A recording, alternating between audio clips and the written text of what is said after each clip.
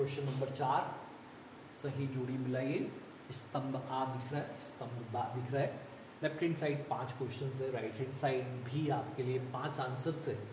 तो हम यहाँ बहुत आसानी से समझने की कोशिश करें कौन सा क्वेश्चन हमसे इजीली बन रहा है और उसका क्या आंसर हो सकता है। जैसे करनी 2 आप जानते हैं, इसका करेक्ट आंसर क्या होगा, अपरिमेय संख्या।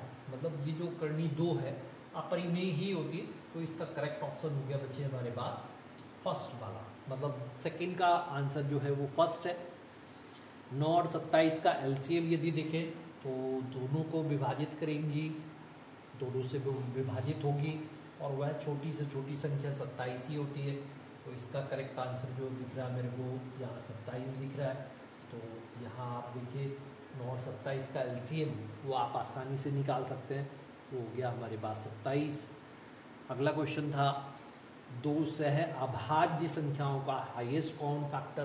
तो यदि वो सह अभाज्य संख्या है तो उनका हाईएस्ट कॉमन फैक्टर 1 ही होता है। तो चौथे का आंसर जो है यहाँ 5वां वाला होगा।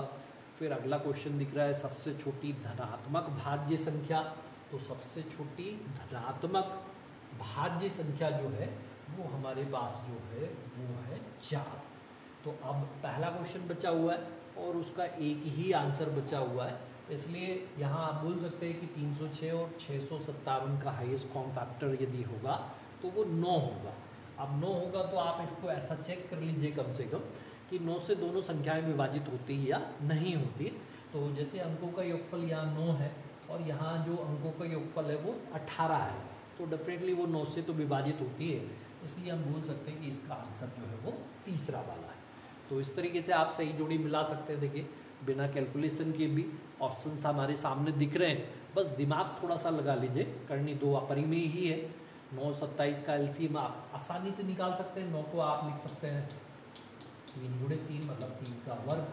27 को आप लिख सकते हैं 3 गुणे 3 गुणे 3 मतलब 3 की घात 3। तो जब हम एलसीएम लेंगे तो बड़ी घात आएगी, तो बड़ी घात 3 होती है, दैट इज मतलब 27 ही होने वाला है। तो ये करेक्ट हो गया हमारे पास। ये तो आप जानते हैं 2 सह अभाज्य संख्याओं का हाईएस्ट कॉमन फैक्टर 1 ही होता है। लास्ट क्वेश्चन आपके लिए आसान सा दिख रहा है, सबसे छोटी धनात्मक भाज्य संख्या। तो सबसे छोटी धनात्मक भाज्य संख्या देखिए, अगर हम बात करते हैं तो जो धनात्मक संख्या है वो 1 2 3 4 5 6 इस तरीके से आगे जाती जाएगी। अब 1 जो है ना तो भाज्य है ना ही अभाज्य है।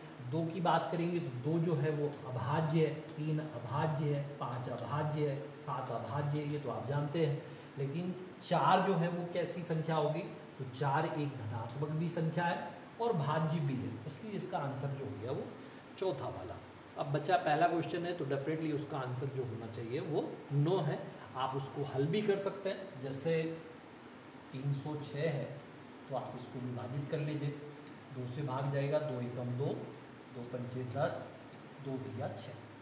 अब अंकों का योगफल देखें अगर तो 9 हो गया, 3 से विभाजित हो जाता है, 3 5 15, 3 एकम 3, 3 5 15, 3 एकम 3, फिर 3 से भाग जा रहा है, 3 एकम 3, 3 7 21, फिर 17 से जाएगा तो एक बार, मतलब 306 जो है उसको आप लिख सकते हैं 2 गुणित 3 की घात 2 गुणित 17।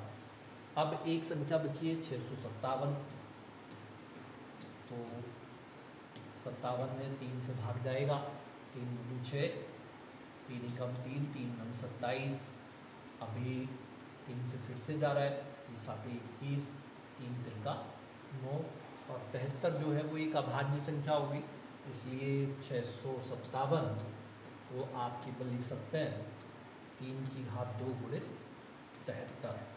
तो हाईएस्ट कॉमन फैक्टर हमको चाहिए, तो हाईएस्ट कॉमन फैक्टर जो है वो ये कुछ हो गया, दोनों में ही कॉमन है और जो कॉमन है वो 3 और उस पर जो छोटी घात है वो 2 ही है, 3 की घात 2 मतलब 9।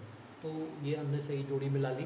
तो दोनों तरीके आप देख लीजिए, एस्टिमेट करेंगे तो करेक्ट आपका कॉन्सेप्ट लगाएंगे तब भी आप मैच कर सकते हैं, सॉल्व करके एक बार क्रॉस चेक भी कर सकते हैं। तो इस तरीके से हमने देखिए क्वेश्चन नंबर 4 भी कर लिया। नेक्स्ट क्वेश्चन आपको अगले वीडियो में मिलेगा, इसलिए चैनल को लाइक एंड सब्सक्राइब करिए। Thank you and bye bye.